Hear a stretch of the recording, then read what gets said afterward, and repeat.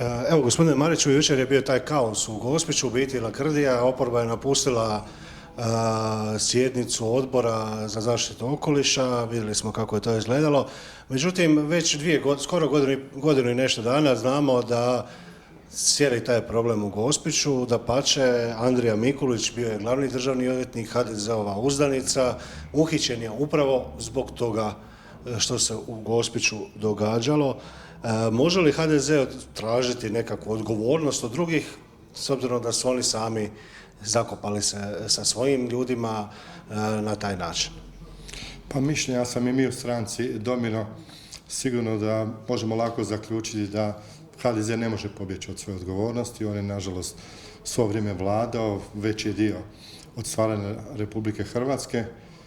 Što se tiče gospodina Mikulića, opće je poznato što je čovjek radio i danas kruže priče iz Gospića i da je tamo dolazio i kakve se nebuloze su se događale u Gospiću. Sigurno da smo mi upozoravali kao stranka, gospodin Damir Biloglav i upozorio još u ožujku prošle godine i na Benkovac i na Gospić, ali sluha nije bilo ni od strane vladajućih i oni sigurno ne mogu pobjeći odgovornosti. Po meni je već trebalo se natrbati pun autobus odgovornih i trebali se ići prema Remetincu što se sve događa. A s obzirom nije ni ljevica baš tako bajna, s druge strane evo imamo u Zagrebu Ježdovec, Jakuševec, Splavnicu, Kosnicu, izlaze sve više tih velikih odlagališta. Poznanovec, većinu tih, dobar dio tih gradova i općina drže upravo SDP i Možemo. Nisu se ni oni baš pokazali kao veliki zaštitnici okoliša, iako s druge strane udaraju sad po HDZ-u zbog Gospića, jer izgleda da im je to politički oportuno. Tako je, sad mnogi žele iskoristiti ovu situaciju i skupiti nekakve političke poene. Čak i na Varaždinsku županiju proširio nama informacije s terena, dolaze u stranku, recimo pod Rute, pored Varaždina, Novog Marofa, postoji isto određenih problemi. A što se tiče gospodina Zmajlovića i Jakuševca, on je bio ministar od 2012. do 2016. godine, čovjek nije ništa napravio, veliku priliku, međutim vidimo kako je sa Jakuševcem i sad kad nazovete ili čujete se sa ljudima koji žive na Jakuševcu, oni su foliju prekrili nekakvu crne boje koja još više privlači sunce, sve se još prije ti procesi se odvijaju, sagorijeva se sve više, smrad do Laništa zna čak doći, sad radi nekakva bušenja. Tako da Jakuševac je poseban problem, a SDP imao priliku, nije je ostvario i nažalost mislim oni su ti zadnji koji bi mogli kao i Možemo u Zagrebu reći nešto. Obećavali su puno, a vidimo i sami da, evo, sjetimo se našeg Maksimira ovdje, isto su odlagali ovdje park prirode praktički Maksimir, tamo su se usudili odlagati taj otpad, da se narod nije digao, udruge i tako dalje, to bi se sad događalo. Alternativa je Resnik. Evo, bojimo se u kontaktu sa ljudima sa Jakuševca da taj Resnik, dok se prva lopata zakopa, dok se pokrene, tamo još da ako uopće to tamo i bude, da se premjesti Jakuševac u taj dio. Bojim se da će nastati kaos. Po svim procjenama Jakuševac može godinu i pol izdržati se odvozom otpada tamo, što će se dogoditi poslije, tako da Zagreb može očekivati isto velike probleme, tako da se ne čude opet ljudi kako je nešto došlo iznenada, sve je to sustavno i sve se zna ko je za što odgovor.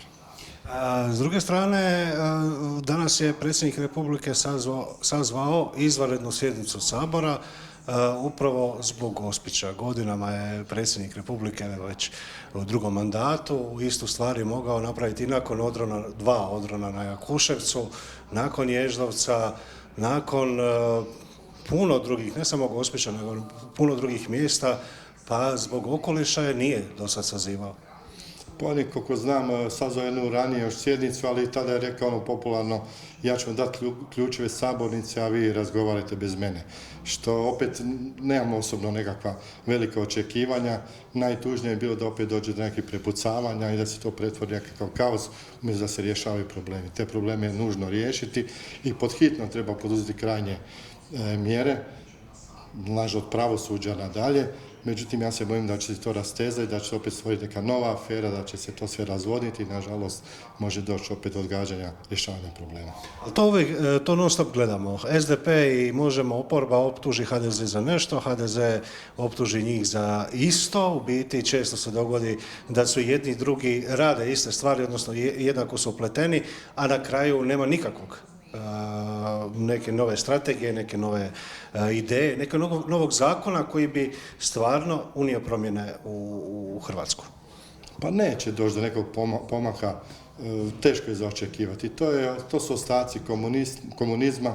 Republika Hrvatska je stvorena, nažalost nikad nije uspostavljena prava Hrvatska koju smo svi sanjali i osobno sam bio na Velebitu tijekom Domovinskog rata i gledao to Ličko polje i divio se tim ljepotama Like. Tako da imam posebnu emociju prema tom dijelu, međutim teško očekivati možemo od njih nekakav pomak zato što i to partijski mentalitet, to jednostavno nemaju odgovornost, pljačkali su ono vrijeme Jugoslaviju, nastavili su pljačkati Hrvatsku, znači ti čelnici i HDZ-u i u SDP-u, to je isto krilo, ista stranka, samo dva krila i teško je za očekivati neke drastične promjene. Hrvatska je prelijepa država i stvarno je tužno, mi koji smo nešto dali za nju u Domovinskom ratu i prolijevali svoju krv, davali živote, mnogi da smo ovo doživjeli, to nismo ni u snu sanjali. Podsjetit ću vas da sam jednom sudjelovao u istoj jednoj akciji kad su u pitanju bila Plitvička jezera.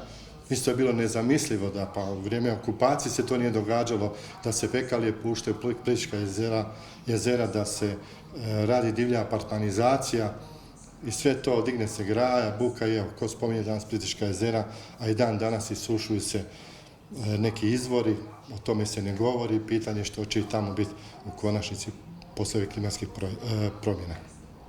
Hvala puno.